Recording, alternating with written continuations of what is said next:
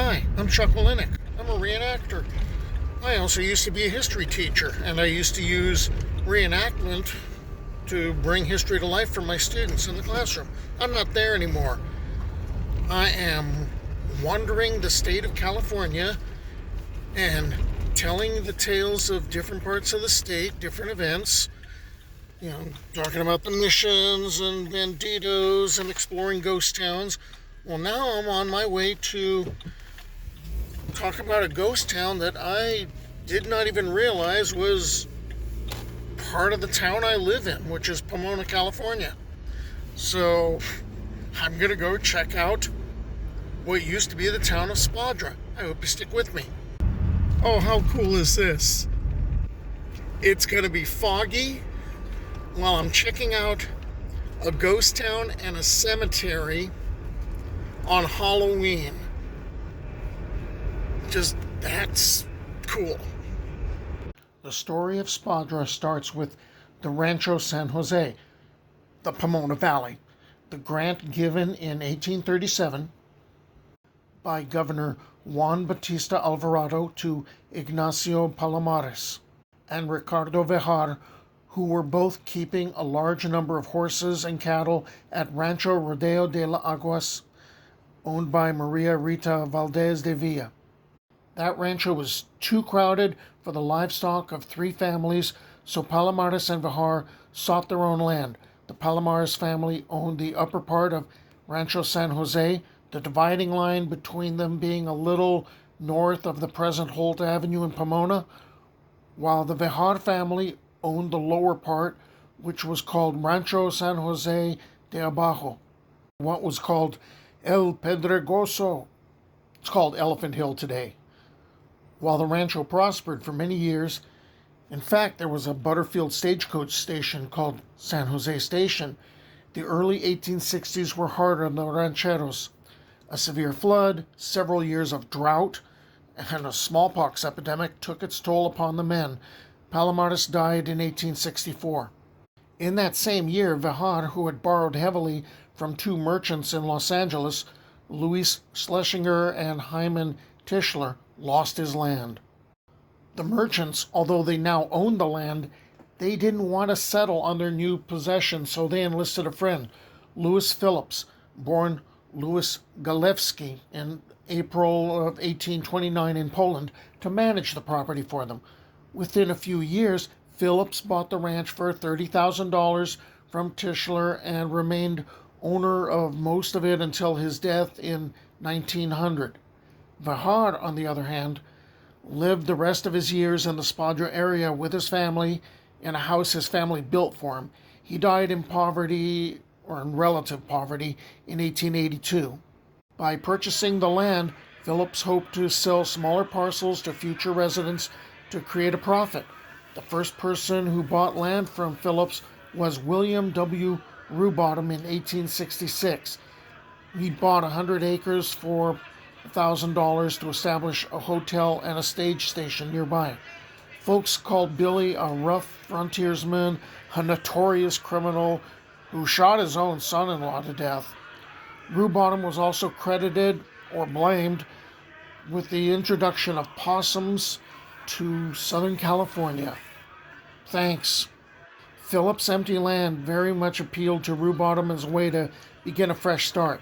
Seeing the number of people who traveled through the stagecoach station, he built a combination hotel and bar as he had previously done in El Monte. His bar at the Rubottom Hotel served anything you wanted and was a place where one could drink away all their woes and wages. It was open every night of the week until 1, 2, or 3 in the morning. Rubottom also ran a hotel and tavern on the Rancho Cucamonga, where the landmark Sycamore Inn is today on Foothill Boulevard. Okay, now we get to the cemetery part, as in Spadra Cemetery. In 1868, Melinda Arnett, who was a resident of Spadra, died, and there was an issue. The cemeteries that were local were Catholic. She wasn't. So Louis Phillips he solves the problem by setting aside some of his property, which is like a half-mile from the mansion. And some of his property, that's going to be set aside for a cemetery. And eventually, when Phillips passes, he is going to be buried here in 1900. Okay, so let's get back to the growth of Spadra, which basically covered part of the territory where Cal Poly Pomona is, where I am right now, where he went to college.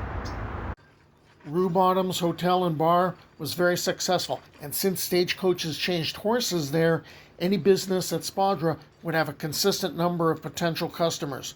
Other businessmen saw this as an opportunity and saw Spadra as a place to achieve their own financial goals. Very quickly, small businesses began to appear, and Rue Bottom named the growing town Spadra, or Spadra, I've heard that pronunciation, after his hometown in Arkansas. Due to the availability of land surrounding the station, purchasing land from Phillips was simple. Phillips himself quickly made a generous profit. Settled by mostly poor families fleeing the south, bustling Spadra soon had a major road, warehouses for trade goods, 3 stores, and 2 blacksmiths. The post office, located in one of the stores, was established in 1868 and was among the first half dozen in California, outdating the Pomona post office. In 1867, the Spadra School District was formed, the first school district in eastern Los Angeles County. Families began to arrive, and soon the basic buildings that a western pioneer town possessed were created. By the 1870s, the area was prospering. There was a lot of cattle production, a lot of growing of wine grapes, hay, wheat, barley. All right, so you've got the exports, and Phillips has a lot of money now to invest. For nearly a decade after acquiring the ranch, Phillips and his family lived in the adobe house of Francisco Chico Vijar, son of Ricardo. His brothers-in-law, who also lived at the ranch, ran a store out of the lower floor of the adobe. By 1870, Phillips decided to undergo a major upgrade in his residence. In 1875, he had a mansion built in the French Second Empire style, said to have cost $20,000, which was a substantial sum, and it was made of red brick that was made on site. 1875 was a peak year for Spadra. You had Phillips sell 2,500 acres to a group of investors who were going to create a town called Palomares. Instead, they renamed it Pomona. And you also had, the Southern Pacific with a stop here in Spadra. And what ended up happening is you would have people coming out by train, and they're going further east. They're hearing about a silver boom that's happening in Inyo County. So now, you've got all these people flooding in. And guess what? Every time they stop here at the station, they're spending money. And they're spending money when, they're coming in by stage, along the Butterfield route. Well, now, here's the problem. The Southern Pacific decides, let's build further east, and Colton becomes the new terminus. Well, now, you don't really have a reason to stop in Spadra. Spadra becomes just a place to go through. It's no longer a destination. The 400 or 500 residents of Spadra were not impressed with the upstart community to the east. They still had products to export. The sale had been a success, but this did not impress Spadra's old villagers, who regarded the new town as a joke and spoke of it as Monkey Town. No one in Spadra would have expected it to be surpassed by Pomona.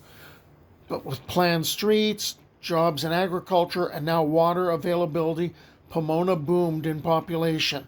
From 1882 to 1885, the population of Pomona grew from about 400 to over 2,000, and in the process surpassed Spadra as the regional center of business activity. Because of Pomona's growth in 1888, it became incorporated as Los Angeles County's fifth city. In a notable difference from Spadra, the railroad station was built after the development of Pomona, and travelers would stop in Pomona due to its status as a destination. In 1897, the Phillips family sold the cemetery to the Spadra Cemetery Association for the sum of $1, as Louis Phillips could no longer care for it. By the time Phillips died in 1900, although he was a millionaire, the area of Spadra was becoming a ghost town. In 1919, the California State Legislature selected Spadra as the site of a mental hospital, named the Pacific Colony.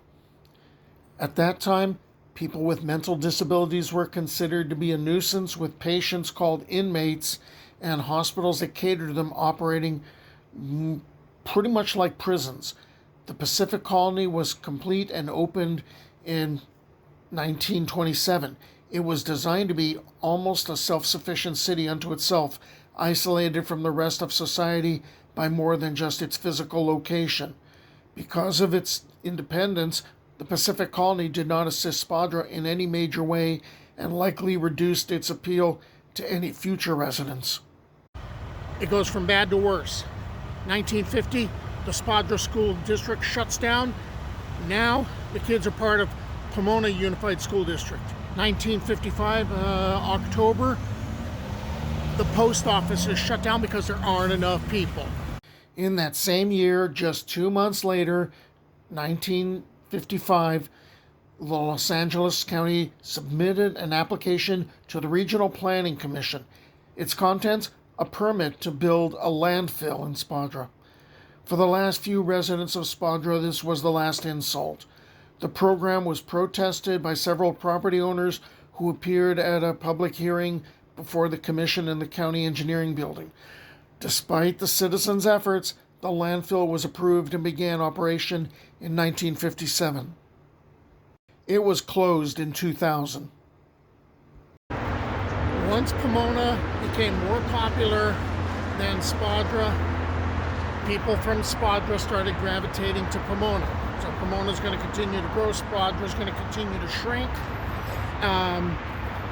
In 1964, it was pretty much like,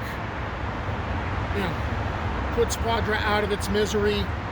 It became part of Pomona, just like the school district had already become part of Pomona's school district. And in 1971, the last person was buried here. So as far as what's left of Spadra, you have a couple of places that bear the name. The landfill and this cemetery, which is largely inaccessible, except when the Historical Society opens it up like maybe once a year.